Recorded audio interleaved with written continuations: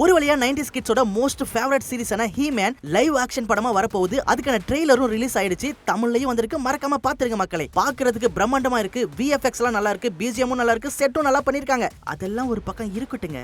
இதெல்லாம் நல்லா பண்ணிட்டு ஏங்க தமிழ்ல கோட்டை விட்டீங்க அப்படிங்கிற மாதிரி நம்ம 90s கிட்ஸ்க்கு நாஸ்டாலஜியை தூண்டி விடுற விஷயத்துல தப்பா எடுத்து வச்சிருக்காங்க மக்களே. அது என்னென்ன அப்படின்னா, ஒன்னு ஹீமேன் அப்படின்னாவே நமக்கு என்ன ஞாபகம் வரும்?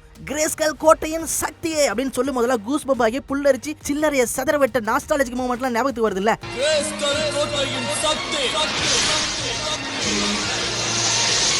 என்னுள் இருக்கும் சக்தியே. அதெல்லாம் தூக்கிட்டு ஐ ஹேவ் த பவர் அப்படின்னு சொல்லி வச்சிருக்கானுங்க. உங்களுக்கு பவர் இருக்கிறது எங்களுக்கு தெரியாதா என்ன?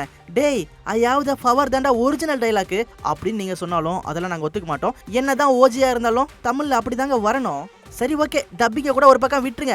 ஆனா கதையவே கொஞ்சம் குழப்பி வச்சிருக்காங்க மக்களே. அது என்ன அப்படின்னா, இந்த ஹீமேன் கதையை பாத்தீங்கன்னா ஹிட்டானியா அப்படின்ற கிரகத்துல நடக்கிற சம்பவத்தை வச்சுதான் ஒட்டுமொத்த ஹீமேனே இருக்கும். ஆனா இந்த படத்துல சம்மந்தமே இல்லாம நம்ம பூமியவும் லிங்க் பண்ணி எடுத்து வச்சிருக்கானுங்க. இதெல்லாம் தேவையே இல்லாதானே பாத்துக்கோங்க. அது மட்டும் இல்ல மக்களே, கதையவே இப்படி மாத்தினதால ஹீரோ இட்டானியால பிறந்து பூமியில வளர்ந்து திரும்பவும் இட்டானியாவுக்கே போற மாதிரியான கதையா தான் வந்திருக்கு போல இருக்கு. ஆனா ஓஜி கதையில ஹீமேன் ஹாடம் தான் அப்படிங்கிறது 3 பேருக்கு தான் தெரியும். 1 சகாசி, 2 வீரா, 3 மாயன். இவங்களுக்கு என்ன பேர் வேணாலும் இருக்கலாம். ஆனா சுட்டி டிவில நாங்க பாக்கும்போது இந்த பேர் தான் அவங்களுக்கு இருந்தது. அதுலயும் இன்னொரு விஷயம் என்ன அப்படின்னா, இந்த கிரேஸ்கல் கோட்டையை பாத்தீங்கன்னா யாரும் போக முடியாத அளவுக்கும் யாருக்குமே தெரியாத அளவுக்கு தான் வச்சிருப்பானுங்க. ஆனா இந்த படத்துல கிரேஸ்கல் கோட்டைக்கும் எட்டர்னஸ் சிட்டிக்கும் ஒரு பாலத்தை கட்டி வச்சிருக்கானுங்க. டேய், என்னடா பண்ணி வச்சிருக்கீங்க?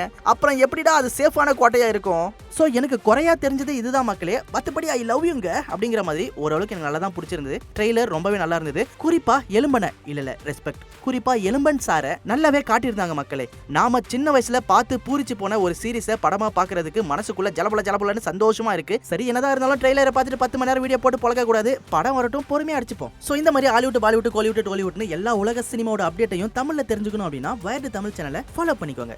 தேங்க்யூ.